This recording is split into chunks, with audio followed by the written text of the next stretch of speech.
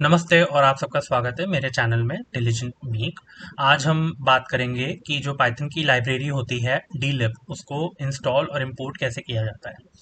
तो उसके लिए सबसे पहले अपना कमांड प्रॉम्प्ट का विंडो खोल लें और उसमें जो है आप हमें कुछ रिक्वायरमेंट्स को फुलफिल करना पड़ता है ताकि हम dlib जो आपकी लाइब्रेरी है पाइथन की उसको इंस्टॉल कर सकें। तो सबसे पहले हमें इंस्टॉल करना होगा CMake को।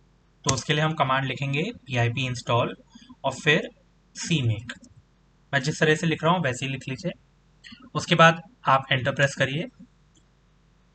अब क्योंकि मैंने पहले ही CMake मॉड्यूल को इंस्टॉल कर रखा है तो इसलिए ये दिखा रहा है कि my requirement has already been satisfied. तो क्योंकि मैं ये चीज़ कर चुका हूँ इसलिए मुझे ये स्टेटमेंट जो है कमांड प्रॉम्प्ट पॉपअप कर रहा है। पर आपको सबसे पहले अपने अपने सिस्टम में CMake को इंस्टॉल करना होगा। तो इस तरीके से आप CMake मॉड्यूल को इंस्टॉल कर सकते हैं। उसके बाद बहुत ही इंपॉर्टेंट होता है कि आप विजुअल स्टूडियो फॉर C++ को डाउनलोड करके इंस्टॉल कर लें अपने सिस्टम में। तो उसके लिए क्या करना है, कुछ नहीं, आप बस अपने क्रोम ब्राउज़र में जाइए और गूगल सर्च कीजिए विजुअल स्टूडियो फॉर C++। जब आप ये गूगल सर्च करेंगे तो आप ये जो सबसे पहली लिंक आएगी इसी को क्लिक कर लीजिए। क्लिक करने के बाद आप यहाँ से डाउनलोड कर सकते हैं विजुअल स्टूडियो विद C++। और इसके ड्रॉप डाउन लिस्ट में आपको 3 पैकेजेस मिलेंगे, उसमें से कोई भी एक पैकेज आप अपना डाउनलोड कर लीजिए। मैंने ऑलरेडी यहाँ पर प्रोफेशनल वाला जो पैकेज है उसको इंस्टॉल कर रखा है।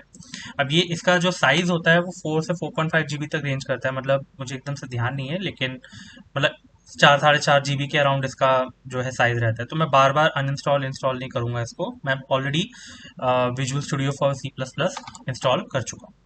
तो जब ये रिक्वायरमेंट मेरी सेटिस्फाई हो जाएगी फिर उसके बाद हम फाइनली टाइप करेंगे pip इंस्टॉल dlib, फिर प्रेस एंटर।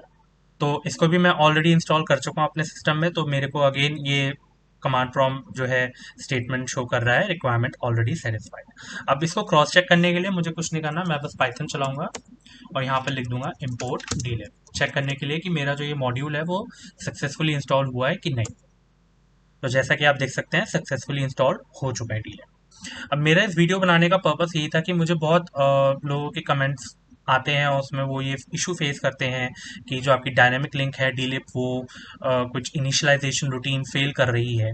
तो आई कैन ओनली गेस, मैं सिर्फ गेस कर सकता हूँ कि one of the reason can be कि जो ये प्रोसीजर है जिस तरह से मैंने बताया कि किस तरीके से आपको dlib को मतलब इंस्टॉल करना है मॉड्यूल को, ये शायद प्रोसीजर प्रॉपरली फॉलो अप नहीं हो पाया होगा उन लोगों से, इस वजह से ये इशू आ रहा होगा। तो सबसे पहले आप CMake को इंस्टॉल करिए, उसके बाद आप विजुअल स्टूडियो फॉर C++ को इंस्टॉल करिए, फिर फाइनली आप इंस्टॉल करिए dlib को। तो ये प्रोसीजर है। तो इस तरीके से आप dlib मॉड्यूल को अपने पाइथन में इंपोर्ट कर सकते हैं। तो मैं आशा करता हूँ कि ये वीडियो आप लोग को बहुत इन्फॉर्मेटिव, आपके लिए बहुत इन्फॉर्मेटिव हो। तो प्लीज़ मेरे चैनल को लाइक और सब्सक्राइब कर सकते हैं and you can press the bell icon ताकि आपको और अपडेट्स मैं दे सकूं। उसके अलावा अगर आपको कोई इशू फेस होता है इस प्रोसीजर को फॉलो करते समय तो आप कमेंट सेक्शन में बेझिझक आप मुझे लिख सकते हैं और मैं जल्द से जल्द आपको रीच करने की पूरी कोशिश करूँगा। सो बहुत बहुत धन्यवाद वीडियो देखने के लिए। आपका दिन शुभ रहे। नमस्ते।